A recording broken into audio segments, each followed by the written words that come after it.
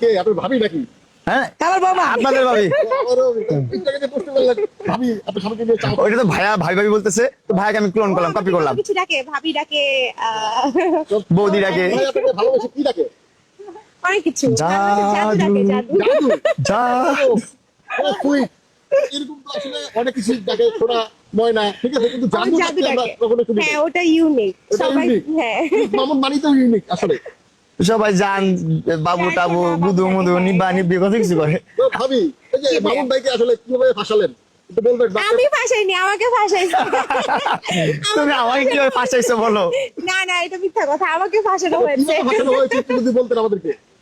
অনেক long story. একটু গল্প শুনি। প্রেমের ফান্দে ফেলাই দিছে। ফাঁসাই দিছে পুরো। প্রথম দেখাটা কিভাবে হলো?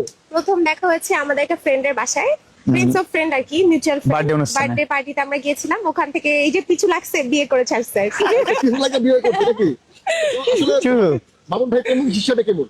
অনেক ভালো, অনেক ভালো। প্রেমিক হিসেবে ভালো, হাজবেন্ড হিসেবে ভালো, মানুষ হিসেবে ভালো।